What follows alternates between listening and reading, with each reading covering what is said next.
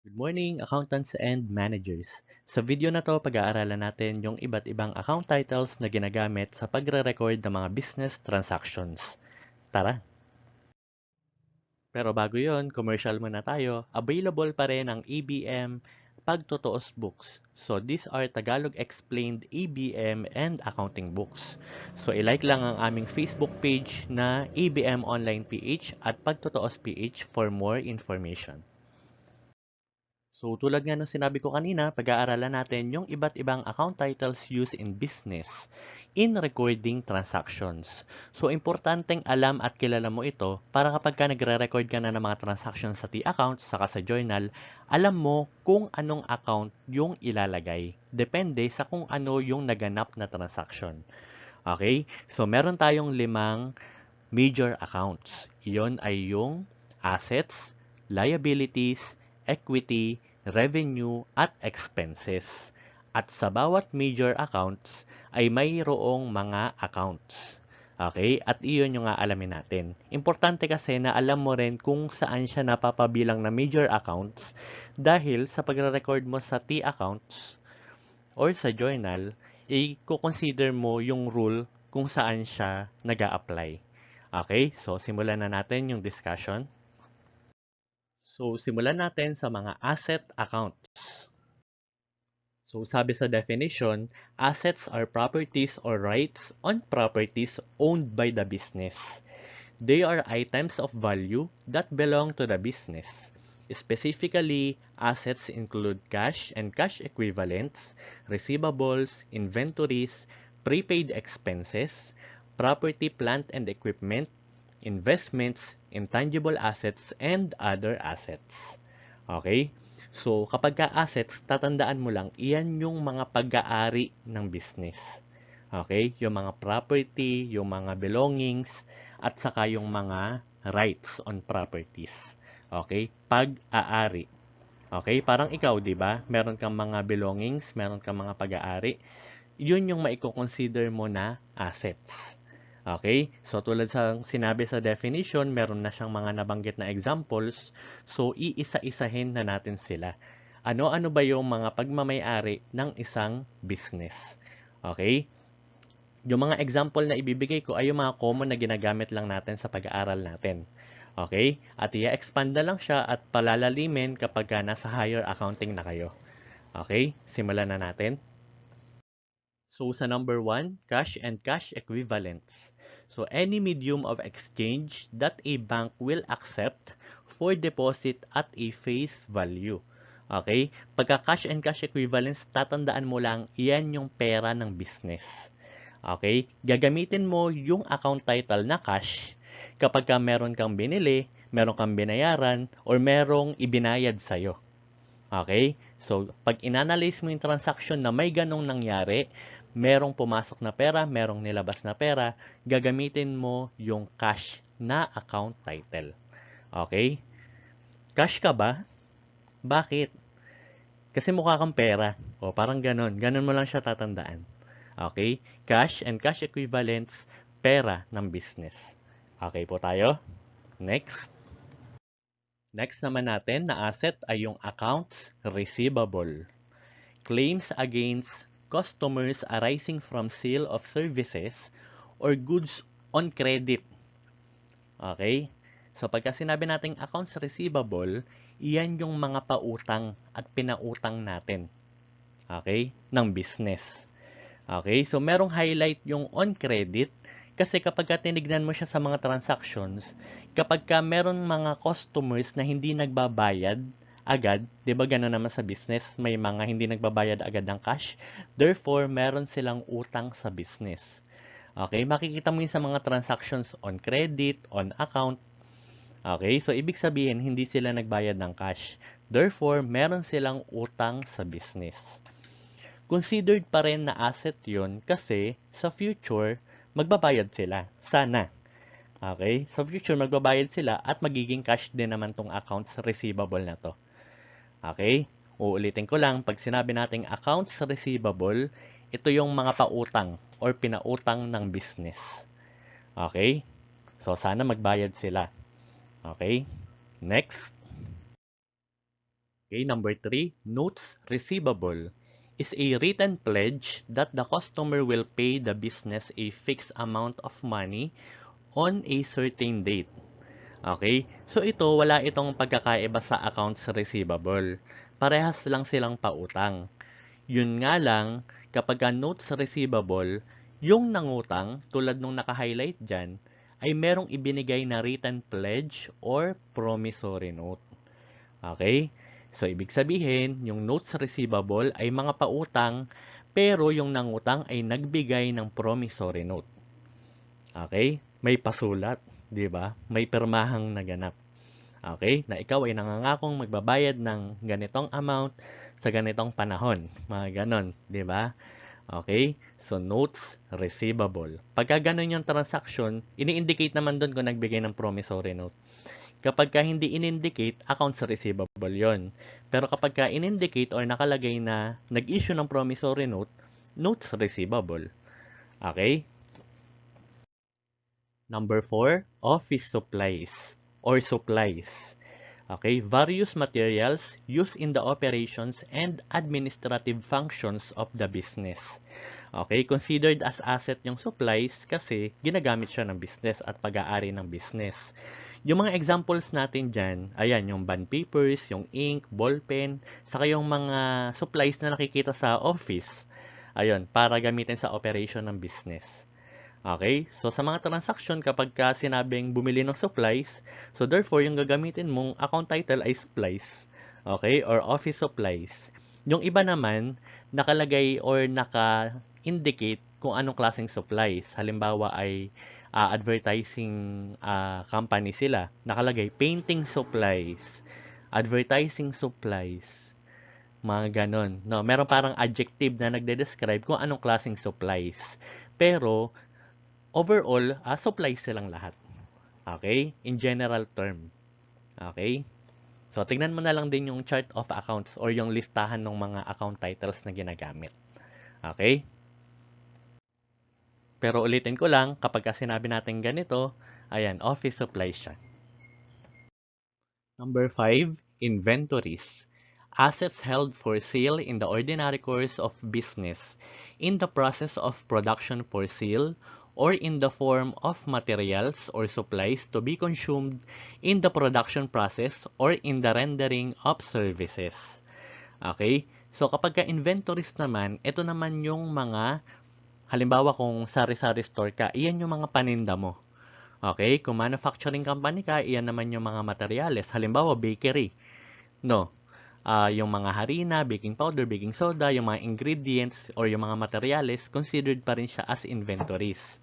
Okay? So, iyan yung mga paninda o materyales para makagawa ng isang product. So, inventories or yung mga paninda. Okay? Number 6, prepaid expenses. Expenses paid for by the business in advance. Examples are rent and insurance. So, ito yung mga gastos na binayaran na in advance. Hindi porket nakikita mong may salitang expenses, ito ay expense account na. Okay? Ito ay asset account pa rin. Kasi kapag sinabi nating prepaid expenses, binayaran na natin siya bago natin siya magamit. Okay? Parang yung sa load mo, prepaid load. 'Di ba? Kung nagpa-load ka ng 300, hangga't hindi mo siya nagagamit, meron kang 300, 'di ba? Okay? Ganon din dito. Halimbawa, sa renta nung inuupahan ng isang business, binayaran mo na yung pang 10 years. Oh, 'di ba? Hangga't hindi nagaganap yung 10 years at hindi natatapos yung 10 years, nandun ka. Okay? So, considered siya as asset. So, pwede rin siyang tawaging prepaid rent. Okay? Or prepaid insurance o kung ano man yung expense na binayaran mo na in advance. So, ganun siya. Number 7, land. The site owned by the business on which the business building is constructed. So, pag sinabi nating land, o iyon yung site, yun yung lupa ng business. So, considered siya as asset kasi pag-aari siya ng business. Okay? Doon nakapatong yung building or nakatayo yung building. Okay? So, land. So, land ka ba? Bakit? Kasi ang land, Wag na nga. Okay? So, land. Basta yun yung lupa ng business. Wag na natin masyadong pahabain. Next, number 8. Ito naman yung kapartner ng land. Building. So, the structure owned by the business used in the operation of the business. Okay? So, sa madaling salita, yun yung building. Okay? May haha pa dyan, pero hindi naman nakakatawa. Okay? So, basta yun yung building. Kasi pag-aari pa rin siya ng business. Okay? Number 9, furniture and fixtures. Long-lived items used by the business. So, ito naman yung mga desks, chairs, cabinets, tables, yan, yung mga ginagamit sa opisina o kaya man sa premises nung business. So, considered pa rin siya as asset. Okay, yung mga sofa, okay, yung mga dining table, yung mga office chairs, no, yung mga umiikot-ikot na upuan. So, kasama yan sa furniture and fixtures. So, ano ba yung pagkakaiba ng furniture sa ng fixtures bukod sa spelling? Okay. So, tip lang, kapag furniture, movable. Ibig sabihin na igagalaw na ililipat ng lugar. Kapag fixtures naman, naka-fixed. Yun nga, kaya nga siya fixtures eh. Halimbawa, yung cabinet na nakadikit sa dingding, ayun, hindi yun na i-move, 'di ba? So fixtures 'yon. Pero kadalasan naman sa mga transactions or sa mga problem, magkasama na yung dalawa na 'yan. Okay? So pagka nakita niyo bumili nun, so furniture and fixtures yung gagamitin nyo. Okay? Number 10, equipment consists of what generally might be called machinery. So, ito yung mga examples niya, computer, saka yung mga machines na ginagamit sa pag-produce ng mga products at pag-render or pag-deliver ng services. Okay? So, yung karaniwan or yung general term or account na ginagamit ay yung equipment. Okay? Number 11, intangible assets. Identifiable, non-monetary assets without physical substance but are held for use by the business. Okay? Pag intangible, hindi nahahawakan. Hindi nahahawakang pag-aari. Tama naman, 'di ba? Bakit mo naman nahahawakan? Okay? So, joke lang. So, yun yung mga trademarks, patents, copyrights. Okay? So, pag-aari yun ng business. Yung brand, yung recipe, secret recipe ng chicken or nung pares o nung kung ano man yung sikreto ng business. Mga ganon. Okay? So, meron siyang halaga at pag-aari siya ng business. Pero hindi nahahawakan. Kasi mga intangible assets sila. Okay? Number 12, biological assets. So these are assets used by agricultural business in the production of goods and services. Okay? So halimbawa yung business mo ay poultry, piggery, 'di ba? Yung mga sangkahayupan, ginagawa mong negosyo. So yung manok, baboy, baka, at yung mga rabbit, ayan. So pwede rin yung mga halaman, yung pechay, yung carrots, o kung ano pa man. So, considered mo yun as biological assets. Okay? Next naman natin, long-term investments. So, an account a company plans to keep for at least a year, such as stocks, bonds, real estate, and cash. Okay? So, kapag long-term investments, ito ay tumutukoy sa mga investment ng company sa ibang company or businesses, pero pwedeng at least a year, pwede rin naman kapag long term, more than a year. Okay, kapag less than 1 year naman or 12 months, short term investments naman yun. Okay, so consider din siya as asset kasi puhunan yun ng negosyo na pwede niyang i-pull out or pwede pa rin niyang kuhanin or sa business pa rin. Okay, na pwede mag-earn ng interest or ng dividends. Okay, so long-term investments. Okay, yung susunod na dalawa ay contra asset account ha. Okay, ito ma-encounter nyo pa naman to sa adjusting entry or sa step number 5 ng accounting cycle. Pero bibigyan ko lang kayo ng overview, baka sakaling ma-encounter nyo na to agad. Okay? Pero kung kayo ay nasa journalizing pa lang, step 2 or nasa T-accounts pa lang, wag nyo muna tong intindihin. Okay? So, pero to give you an overview, itong mga contra asset account na to, asset accounts pa rin to kasi kapag ka na-reflect mo siya or nakalagay siya sa chart of accounts, sa statement of financial position, or dun sa listahan ng mga accounts, kasama siya sa asset kasi kinokontra niya yung asset na kapartner niya.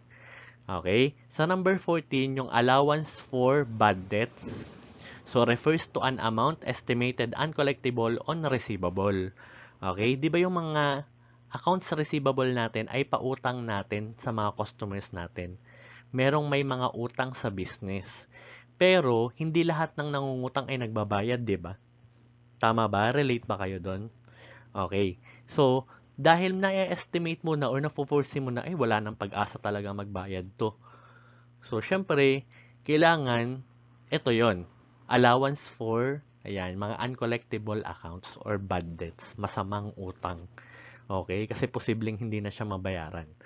So, instead kasi na ibawas mo yon sa accounts receivable, ang gagawin mo, ire-record mo yung na-estimate mo na posibleng hindi na mabayaran dito. Okay? Hindi mo siya directly ibabawas dun sa accounts receivable, ha? Okay? Isusulat mo siya dito sa allowance for bad debts.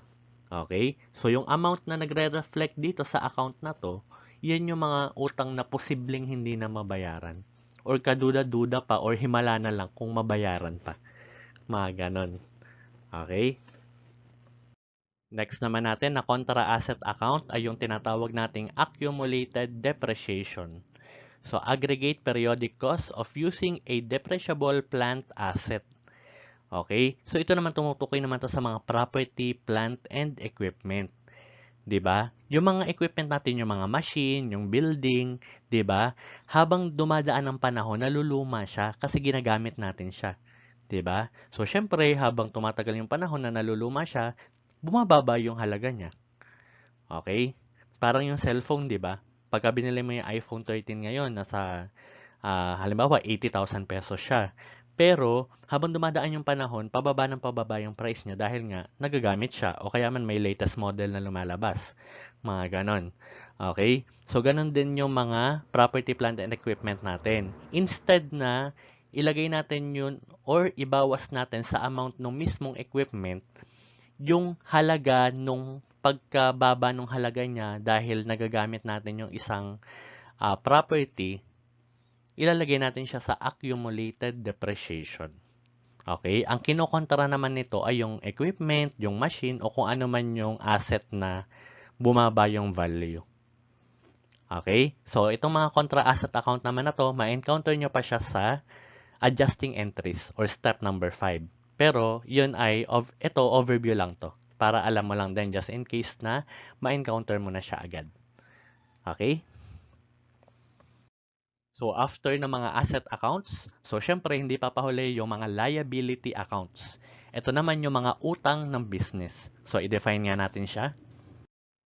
Liabilities, present obligations to pay cash or cash equivalents by an entity. In other words, they represent claims against the assets of the business. Okay, so pag sinabi nating liabilities, ito yung utang ng business. Yun na lang yung tandaan mo. Okay? Ano-ano kaya yung iba't ibang klase ng utang na posibleng magkaroon yung isang negosyo? Yun yung mga susunod nating pag-aaralan. Okay? Ano-ano ba yung mga utang na yon? Simulan na natin. Number 1, accounts payable. An obligation or debt to creditors for money borrowed or merchandise and other assets to bought on credit. Okay? Yung accounts payable, ito yung kabaliktaran ng accounts receivable. Accounts receivable, tayo yung may pautang, di ba? Yung mga customers may utang sa atin. Kapag ka accounts payable, tayo naman yung may utang. Okay? Ginagamit natin yung account title na accounts payable pagka generic yung transactions, kapag sinabi lang na nangutang yung business, wala nang ibang explanation pa. Sinabi lang nangutang on account or on credit. So, gagamitin mo yung accounts payable. Kumbaga sa gamot parang generic siya. Okay? If not specified na kung ano mang klaseng utang, accounts payable yung gagamitin mo. Okay? Number 2, notes payable. A promissory note issued by the business to its creditors for money borrowed or merchandise and other assets bought on credit. O ito naman yung kabaliktaran ng notes receivable. Dito, tayo yung nangutang at nung nangutang tayo, nagbigay tayo ng promissory note. Okay? So sa mga transaksyon, nakaspecify naman doon kung nagbigay tayo ng promissory note. Okay? Kapag ganun yung ginawa natin, instead na accounts payable, ang gagamitin natin ay yung account title na notes payable. Okay? Number 3, utilities payable. Liability to pay utility companies includes electricity, water, telecommunication, and internet. Kapag utilities kasi, generic term natin siya para sa tubig, kuryente, internet, saka sa telephone. Okay? Kapag iyon yung pagkakautang mo, stated sa problem, ang gagamitin mong account title ay utilities payable. Okay? Pero meron pa yung mga specific talaga. Halimbawa, electricity payable. No, mga ganong klaseng account title. Pero dahil senior high school pa lang tayo or basic accounting, ito yung generic term, utilities payable. Okay? Next, number 4, interest payable. So, interest to pay arising from promissory notes issued by the business. Okay, kapag nag-i-issue kasi tayo ng promissory note, so syempre kapag nangungutang din tayo, meron yung interest, di ba? So, yung interest na dapat bayaran natin doon sa notes payable natin or doon sa specific na utang natin, i-record natin siya as interest payable. Okay? Ayan, number 5, salaries payable. So, to be paid to employees for services rendered by them. So, ito yung sweldo ng mga empleyado na hindi pa na ibibigay. Okay, so posible inabutan ng cut-off, pero hindi pa tayo nagpapasahod agad kasi syempre kino-compute pa siya, may mga kino-consider pa. So, meron tayong utang sa mga employees natin, i-record natin siya as salaries payable. Okay, salary, sweldo, 'di ba? So, 'yan lang yung tatandaan mo. Next naman natin, taxes payable to be paid to the government based on the earnings of the business. So, yung mga tax na hindi pa natin nababayaran, naku, napaka-importante niyan kapag ikaw ay naging CPA na. Okay, dapat updated at on time ka magbayad ng tax. Okay? Number 7, unearned revenue. When the business entity receives payment before providing customers with goods or services, the amounts received are recorded in the unearned revenue account. Okay? So, ito ay liability account din na. Baka kasi nasanay ka dun sa unang 6 na may mga payable sa dulo. Okay? Kapag sinabi nating unearned revenue, pagka tinagalog natin siya, hindi pa natin kinikitang kita. Okay? So, ang utang natin dito ay hindi pera. Pero yung utang natin ay goods or service. Nangyayari yung unearned revenue kapag halimbawa catering business ka, tapos nag-down payment agad yung customer mo ng 10,000 pesos. Hindi mo pa naman na ipoprovide yung catering service, hindi ka pa nakapaghain ng mga pagkain. No. Kasi sa isang buwan pa siya magaganap, pero nagbayad na yung customer. I-record mo yung pera na yun sa unearned revenue. May utang ka, pero yung utang mo ay yung pag-provide or perform mo nung service. Okay? Or yung pag-deliver mo ng goods. Okay? Ulitin ko lang, unearned revenue, yung utang mo ay service or yung goods. Okay po? Ayan, number 8, long-term notes payable. Promissory notes issued by the company for its obligations with a maturity of more than 1 year. So, wala naman itong pagkakaiba dun sa regular na notes payable natin. May nakalagay lang na long term. Kasi ibig sabihin, pagka long term, more than 1 year yung maturity or yung period kung kailan mo siya dapat bayaran. Okay? Matagal pa babayaran, so therefore, pwede mo siyang i-indicate na long-term notes payable. Okay? More than 1 year. At nung in-issue to sa'yo, nagbigay ka ng promissory note na magbabayad ka sa takdang panahon. Okay? Ayan, next natin, number 9, loans payable. the amount borrowed by the business from a bank or financial institution. So kapag ka ikaw ay nangutang sa bangko, loans payable yung gagamitin mong account. Okay? Depende pa rin kung ano yung naganap na transaction. Pero in general, loans payable yung gagamitin mo. Okay? So, nangungutang sa bangko kasi kulang ng capital or for additional investment para sa expansion. So, whatever reasons. Okay? So, yung gagamitin mo pag nangungutang sa bangko ay loans payable. Mortgage payable. The obligation of a bank on which our business issued real property as a collateral or security. Ito naman yung kapag ka nangungutang tayo, lalo na kapag ka malakihang halaga. So yan, nag-i-issue tayo ng note, tapos meron syempreng collateral. Okay, yung just in case hindi ka magbayad, ito na lang yung ibabayad mo, yung property na ito. Okay, yan yung mga nababalitaan natin na in layman's term na nakahalang yung lupa't bahay, okay, or yung negosyo para doon sa particular na utang na yon. Okay, kapag ka ganun klase yung pagkakautang ng business, mortgage payable. Okay?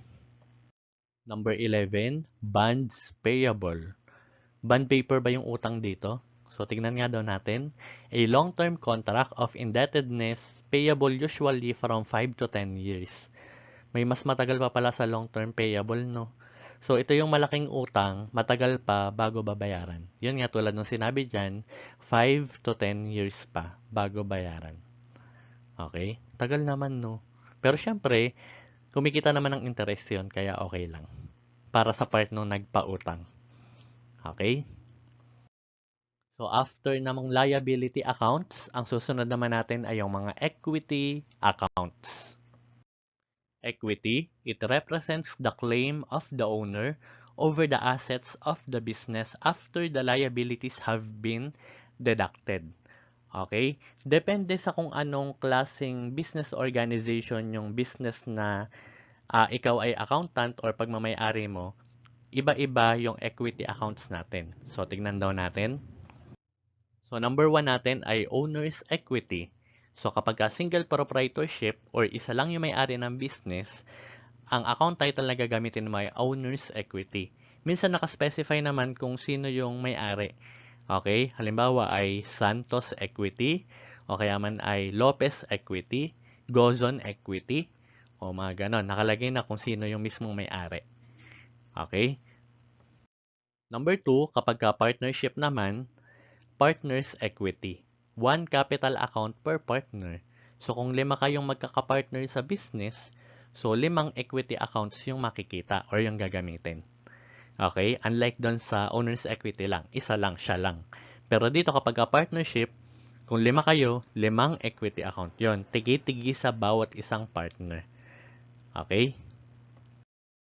So, kapag corporation naman yung business, ang gagamitin mo ay stockholders equity. Okay? Ito rin yung tinatawag nating shareholders equity. Okay? So, sa medyo higher accounting mo pa rin ito ma-encounter. Okay? Pag senior high school kasi, karaniwan, single proprietorship lang. Okay? So, kanina, yung mga equity account, iyon yung kapag nagkaroon ng investment yung owner ng business. Okay? Kapag ito naman yung number 4, owner's drawing. So, temporary account used to record initially the amount taken by the owner from the business.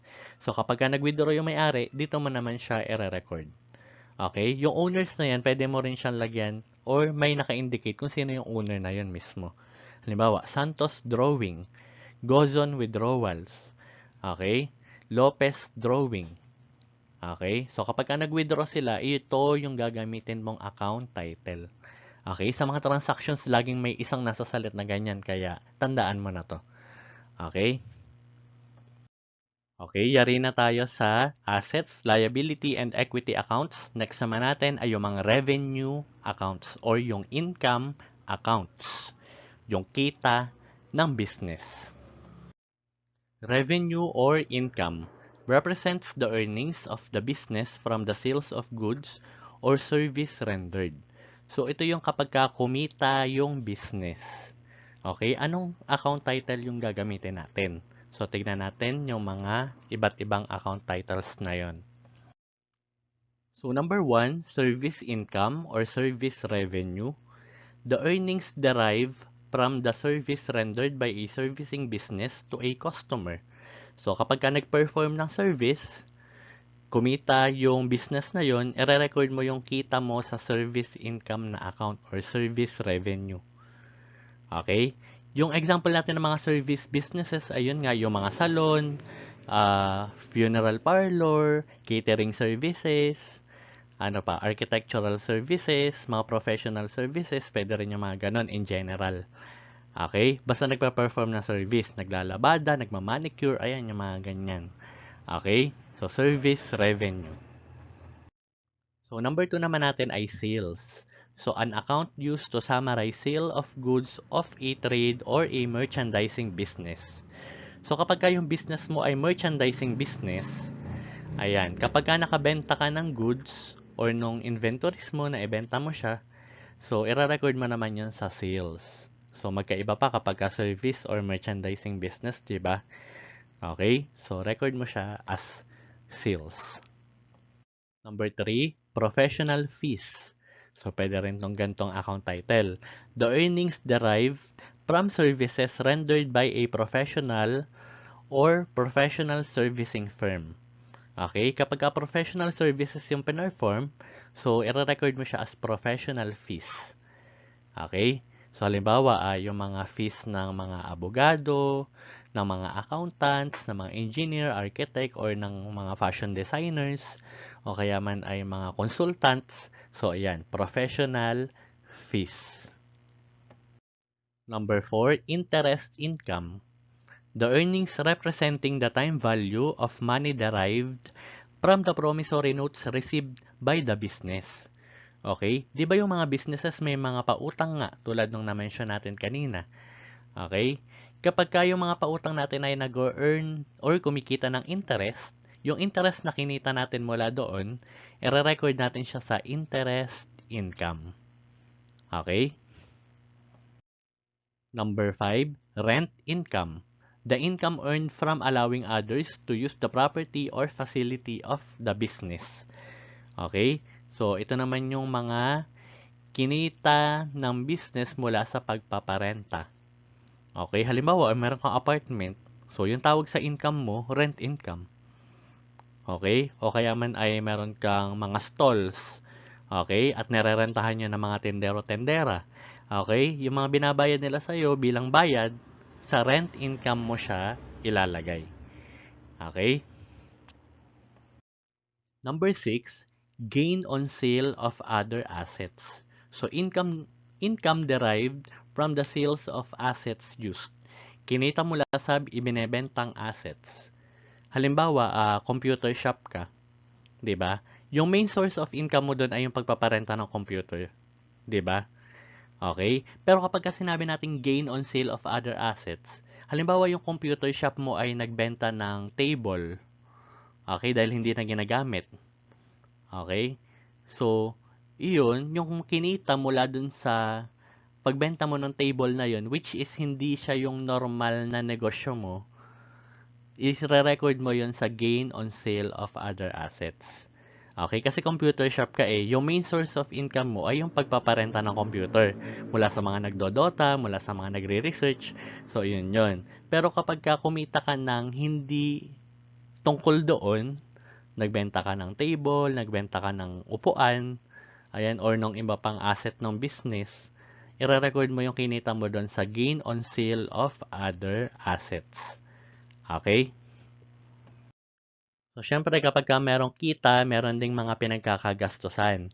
Ano-ano yung iba't ibang expense accounts? So, tignan daw natin. I-define muna natin kung ano yung expenses. Costs incurred in conducting the business activities. In short, ito yung mga gastos ng isang negosyo. Okay? Maraming gastos. So, tignan natin kung ano-ano yung mga iyon. Number 1, na gastos, salaries and wages expense. The amount paid to services rendered by the employees in the operation of the business. Okay? So, yung gastos natin para sa pagpapasweldo at pagpapasahod ng ating mga empleyado. Okay? So, hindi pwedeng hindi sila pasahurin. Okay? So, kapag pinasahod natin sila, i-record natin yan as salaries expense or wages expense or pwede rin namang join forces, salaries and wages expense. Okay? Number 2, supplies expense. The amount of supplies consumed or used by the business during the period. Okay, di ba meron tayong mga supplies sa office? Okay, pagka nagamit na natin yun, yung amount ng supplies na nagamit, i-consider na natin siya as nagastos natin dahil nagamit na nga natin siya. Okay, i-record natin yun as supplies expense. Number 3, utilities expense. Okay, is the cost incurred by using utilities such as electricity, water, waste disposal, heating, and sewage. So, ito yung mga gastos natin sa kuryente, tubig, internet, at iba pa. Okay? So, yan, utilities expense. Number 4, taxes and licenses expense. Cost to register the business, the right to operate, and to settle taxes.